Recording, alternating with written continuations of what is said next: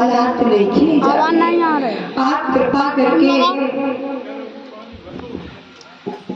भगवान को प्रसन्न करो, पानी बरसाओ। अत्रि मुनि अनसुईया की बात को सुन करके उन्होंने पार्थिव शिव की प्रतिमा को स्थापित किया और इसके पश्चात वो समाधि में बैठ जाते हैं। अत्रि मुनि जब समाधि में बैठ जाते हैं, तपस्या करते करते उनको 54 वर्ष बीत गए, लेकिन बादलों ने पानी तो नहीं बरसाया। एकाएक अत्रि मुनि को भारी प्यास के कारण समाधि टूट गई। कहने लगे, अरे अनसुईया, मेरी समाधि तो बीच में ही टूट गई, मुझे भारी प्यास लगी हुई है, हो सके तो आप कहीं से शीतल जल लाकर मुझे पिला दीजिए। अनसुईया पतिव्रता नारी थी, आठों पहर अपने पति की ही सेवा करती थी कि पति प्यारे की बात सुन सती गई घबराए, लिया कमंडल हाथों में प्रभु से ध्यान लगा। अपने पति की बात को सुन करके अनसुईया मैया भगवान से प्रार्थना करती है, और जैसे अनसुईया की प्रार्थना भगवान के कानों में वो आवाज पड़ी, एकाएक चमत्कार भगवान ने ऐसा कर दिया कि बादल न हुआ और नहीं घटा घिरी, बरसा नहीं पानी अमृत।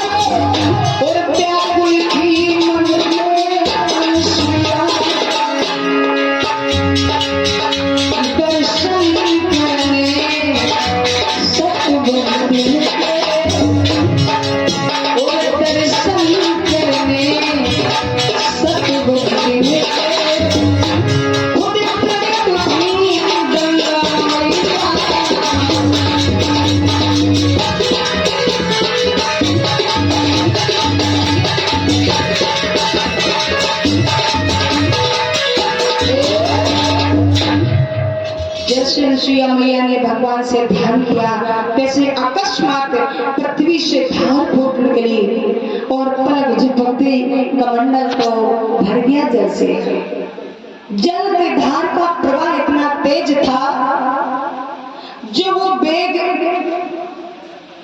रुक ही नहीं रही। तो जल की धारा इतनी तेज, तो सोन गंगा मैया प्रसन्न होकर के सामने प्रकट हो गई। कहने लगी, सती जी तुम घबराओ नहीं, हम तुम्हारी सहायता करने आए हैं। हम गंगा माँ, पहले तुम हमें ठहरने का स्थान दीजिए। सती जी ने जमीन में गड्ढा खोदा और वहीं पर गंगा जी का वास दे दिया। और इतनी तेज धारा बही थी सो गुप्त गोदावरी नदी बह निकली और तभी से नाम पड़ा। बोले अनसुईया मैया की। तो वही अनसुईया के तपोबल से ये पावन गंगा बह रही है। वो शीतल जल लेकर के बड़े प्रसन्न चित्त में अपने स्वामी के पास गई। लीजिए प्राणनाथ, ये पानी पी लीजिए। तो अत्रि मुनि कहते हैं अनसुईया, इतना शीतल जल लाई तो लाई कहाँ, ना तो पानी बरसा ना कहीं बादल, सूखा वैसे ही पड़ा। तो अनसुईया जी कहते हैं आपके तपोबल से माँ गंगा स्वयं प्रसन्न होकर प्रकट हुई है। प्राणनाथ आप शीतल जल पी लीजिए, चलो मैं तुम्हें दर्शन कराती हूँ। शीतल जल पीने के बाद में दर्शन के हित साथी भी ले गई पति को संग। मुनि ने दर्शन जब किए सुपुलकित हुई अंग। जैसे ही गंगा जी के दर्शन किए हैं अत्रि मुनि ने बड़े प्रसन्न हुए। धन्य हो अनसुईया, तुम जैसी पतिव्रता नारी इस भारत भूमि में और कहाँ होगी।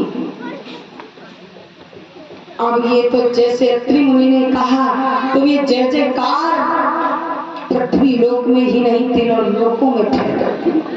अनसुईया जैसी एक मर्दलोक की नारी पतिव्रता वो तीन लोक में भी कोई देवी नहीं होगी। और जैसे कानों में आवाज पड़ी तो इधर भगवान शंकर भी पार्वती जी के साथ आके प्रकट हुए। अनसुईया वरदान मांग लो, तुम्हारे हमें भक्ति से प्रसन्न है। अनसुईया जी कहती हैं भोले बाबा आपकी कृपा हो, पानी वर्षा दो। भगवान भोलेनाथ ने पानी वर्षा का। तुम्हारी भी उमा रमा ब्रह्माणी जैसी देवियों में पूजा की जाएगी, तुम भी उन देवियों में आ जाओगी। अब ऐसे धीरे धीरे सारे देवताओं को जो मालूम होता, देवर्षि नारद को भी पता चल गया कि देवलोक से नारद जी भी रात बजाते।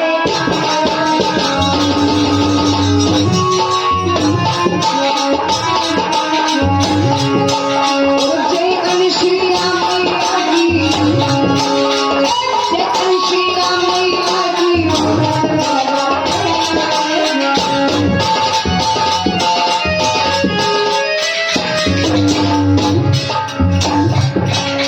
आते हैं जगा दो गिर जाएंगे। अभी तो वो नंदिया बाई के घर गई जा घर राम भजन।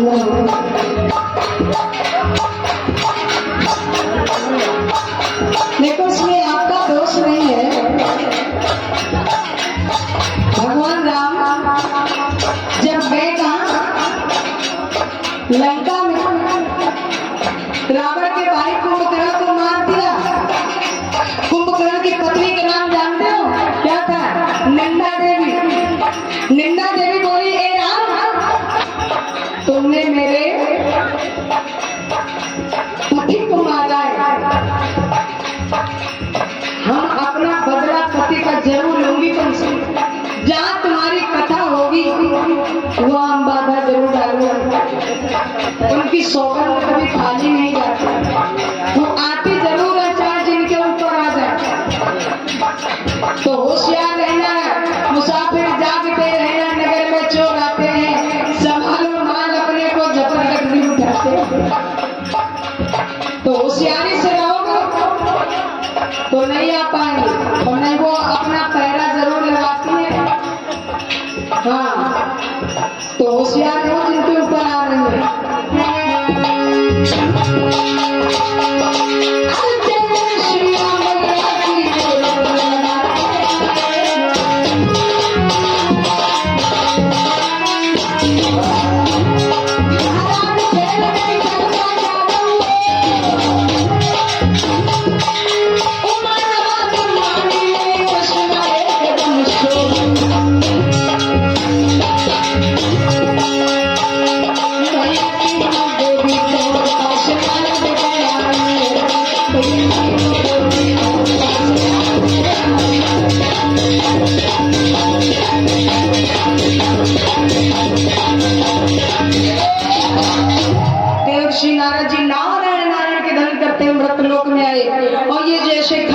अनसुईया जैसी पतिव्रता नारी 3 लोक में कोई देवी नहीं होगी।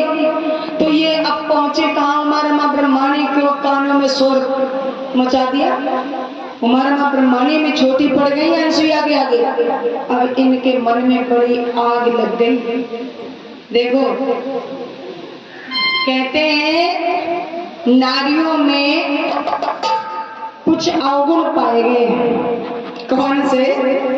कि चाहे कितने गुण हो लेकिन 8 जो अवगुण होते हैं वो कभी भी छूटते नहीं है। वो कौन? नारी में सर्वप्रथम एक अवगुण जो ये है, कौन सा? कि नारी कभी नारी के सुंदरता को देख के मोहित नहीं होती। हम नहीं कहते, रामचरितमानस में भी लिखा है क्या कि मोहे नारी नारी की